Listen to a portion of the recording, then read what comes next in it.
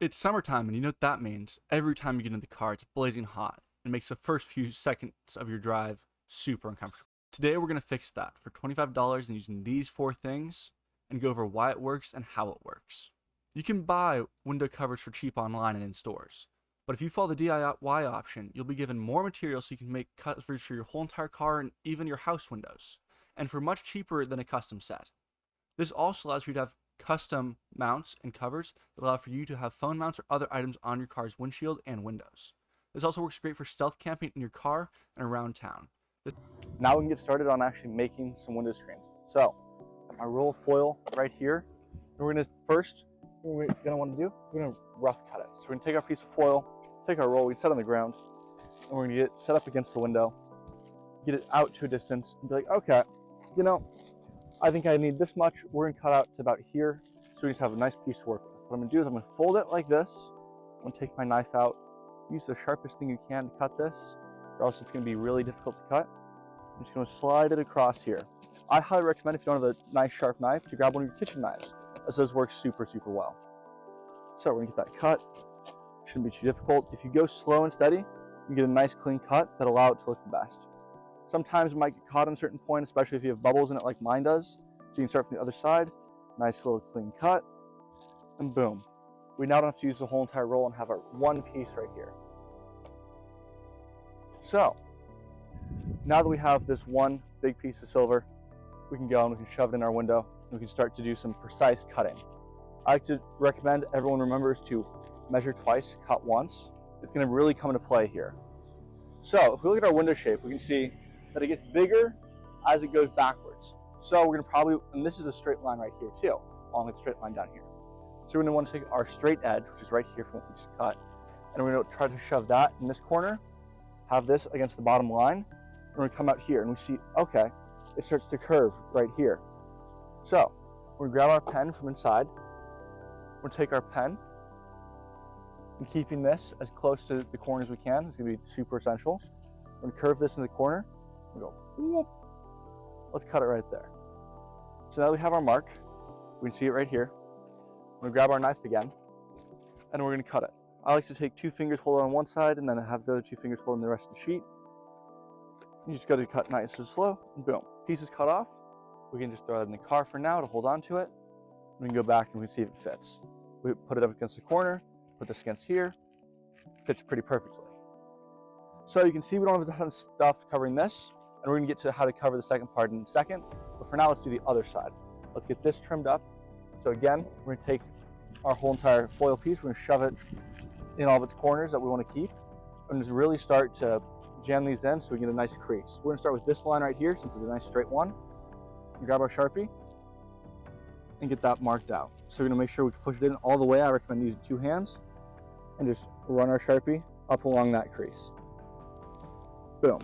Now, because this piece is gonna come up over here, we're gonna do the same with the top. So we got it all the way shoved in here. We can go with our pen, and we cut it. So now that we have our marks, we can now grab our knife and get cutting. So I'm gonna start, again, same process as I did before. Two fingers like that, and you get started. Just nice little reciprocating motions work best for this material. Also, having tension on the pieces helps cut through it even quicker. And again, the sharp knife really helps. Going as slow as possible will allow for us to really make sure these lines look nice and we don't have a ton of air gaps. One thing I do recommend, if you can, try not to get a board that has foam bubbles in it, as it will make cutting harder. Try to get just expanded foam. It's what I've linked online in the description, and will give you better results for cleaner cuts. Perfect. We just cut our window, and now we can see it fits in here pretty perfectly. We're gonna have to figure out how we're gonna fill this gap right here, and then also fill the top. So that's when our roll of tape is gonna really come in handy. One thing I do recommend is if you have any scraps for making your whole entire car set, you go through and see if you can fit your scraps in somewhere. One thing I noticed is, well, this fits almost perfectly right here. We can get this corner piece to cut off a bit, and it'll fill this void right there. So I'm gonna again hold this against the corner. I'm gonna mark out or mental note of where this is. I'm gonna grab my pen and make my lines to cut. Because I'm gonna have a full third row piece, or second row piece above this, I'm gonna make the marks just where right there, and then also where it overlaps right there, because we don't need to have the foam overlap or else it's going to create bubbles and an inconsistent look that I don't personally like a ton. So again, I'm going to cut this piece out and we'll be right back. Perfect. Now we have our pieces cut together with two pieces. You can see that there's very, very small gaps here. I'll get a close up of that in a second to show you that there are gaps, but these gaps are acceptable as long as they're about smaller than your pinky finger. You should be able to cover them with tape as long as your tape is big enough. And most of the tape I recommend is going to be of that size, which is perfectly fine. Now we're going to tape everything together. I like to take it and move it to a flat work surface so it's easier to tape. And then I also like to remember where I put all my pieces. This might take going back to your car and taking a photo of it on your car so you know exactly where it goes. This is exactly how it's laid out on the car, and I'm going to leave it there. For taping, it's pretty easy. We're going to take our roll of tape. This is a much bigger roll of tape than you will ever need, and will give you a lot of extras for other projects. I like to take just a small piece, very small, or pretty small, and I'm going to take that, I'm going to stick it onto both pieces, just so that I can then move it around without having it be misplaced. So I just moved it right there, and now we see it's connected. And now we can work around it better to make sure the connection's solid and that taping goes everywhere. So I'm now going to take a piece of tape, roughly that size seems like it should be good. I'm going to put it on the top, and I'll do another piece on the bottom. I do like to do one big continuous pieces on bigger seams so it looks nicer, but in cases like this where we have this bottom curve to work with, having multiple pieces is totally fine, and there's many, many ways you can tape it together to make it work. At the end of the day, it's not about looks, but how well it works. So, then I'm going to take another piece for the bottom, and we're going to tape that on. Boom. So now this is on, you can see the piece of tape overlaps. I like to just fold it over on the other side and crimp it nice and tight. So now we can flip this over, and I'll tape the other side, and we'll come back to that. Perfect. Now both sides are taped. We have this one continuous piece here. It doesn't look amazing and it doesn't continue the pattern fully, but it's still reflective and it's still going to get us the result we need to make sure that So after installing, I actually noticed an issue. And well, this corner piece doesn't quite fit anymore. That's totally fine. Doing this process is part of a lot of revisions, and you're gonna have to just make mistakes. And the nice thing is, because it's so big, we can just cut some pieces off. So I'm gonna cut that off, and we'll be right back. Perfect, we're now back, and well, you can see, this fits a lot better now. It's in the window, it comes out a tiny bit, that's something we can work with. So, what we're gonna have to do is, again, take our piece, make a rough cut for the distance. So we're gonna see, we can come from this whole side over here to this whole side right there. So I'm going to make that fold and make that cut so we have a top piece to work with. So I'll come back when that's done. Perfect. Now we got this piece cut out, so we can then start to fold it and trim it to this size. First thing I'm going to do is I'm just going to cut it down the center. I know that I don't need all of this sheet, and if we trim it down the center, it's going to make it a lot easier to work with. So once that's trimmed, I'll come right back again. Perfect. Now we get this half a piece, and we can start to go out here and outline it. You could say you want to tape it beforehand and tape it to this, and then use the good old shove-in and mold technique, or you can leave it as an individual piece and start to mold it yourself. I'm going to tape it first, and then I'm going to come back and start to actually shape it, because it's a lot easier once part of it's stuck in the window. So I'm going to do that, we're going to come right back. Perfect. Now it's done. We have a full window covering, and I mean, it doesn't look the best at the moment, but this is going to be fixed. What we can do is we can take tape, we can wrap around the edges to fill in all these gaps and flip it over itself, and it'll look great. Right now, it's perfect though. It fits in the window, it reflects the light, and it can be taken out pretty easily and stored away. So now you know how to make one window, it's pretty easy to make two. We can go through and copy this window by putting it on top of more foil on a flat surface, tracing it out, cutting it out, and boom, you get your passenger side window. You can repeat this process over and over again for every single one of the car that you want to do. It's not too difficult. Great.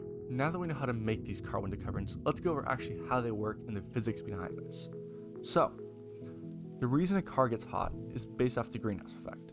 This is because the sun emits waves of energy. If we remember back to our high school physics class, the waves are in different lengths, and that means they're different things. We have our visible light, which is what we see. We have our infrared light, which is thermal heat. And then we have our ultraviolet light, what gives us a sunburn. So let's write that down. UV light, infrared, and then visible. Car glass is very, very special. It's a different type of glass with different coatings. That means it does a different thing than most normal glasses.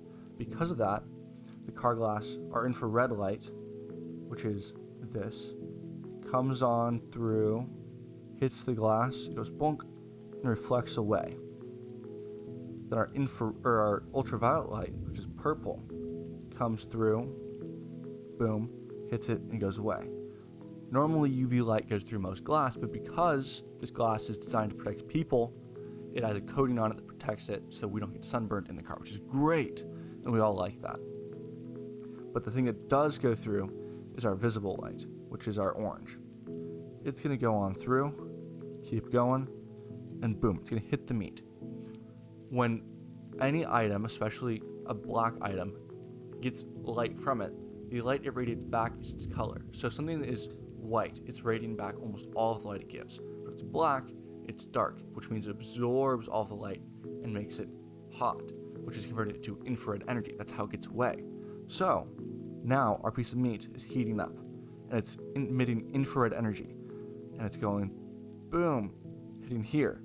But it can't go back out. The glass has a coating that prevents it from going through. So it goes back inside the car. And we can see we have that happen again. So it gets hotter. It doesn't get the heat out. The light keeps coming in. So it keeps getting hotter and hotter. So our temperature keeps going up overall for the whole entire system, which is why it gets so hot in the car. But if we go and we erase this visible light getting through and all of this infrared light in here,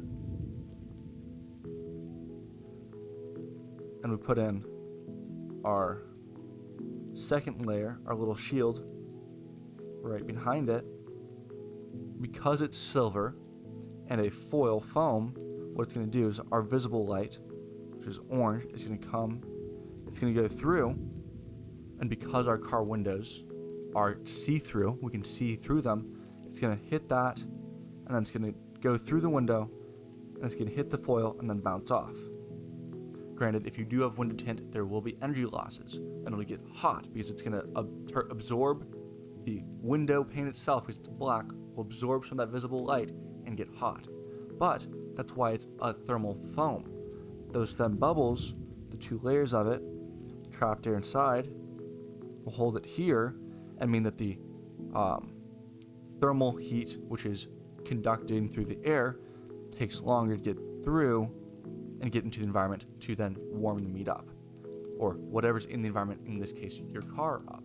So instead of going up this much for temperature, it might only go up this much because the energy is mostly being reflected back out, and if any of it is absorbed, it's going and being very slowly allowed to enter the car because of the added insulation of that silver. If you wanted to, for a very low cost way of doing it, you could cover your windows in foil and you'd get similar results, but you would not get that added insulation to keep the windows, to take the energy from the hot windows and prevent them from going into the car. And that's why this whole entire system works and actually keeps your car cooler than having windows there and prevents the greenhouse effect from happening. Now that we've learned about how cars heat up, we can see how this window covering works and how we can make it so we can keep our cars from being overwhelmingly hot, and also allow for us to have extra privacy for car camping, backpacking, and all kinds of other trips where you just want that extra privacy in your car. If you like this video, please give this video a like. If you have any comments or suggestions about the video and how to make it better, please feel free to leave a comment. If you'd like more content like this, DIYs, engineering related stuff, where we go through explaining how and why stuff works, please feel free to subscribe. Thank you for watching.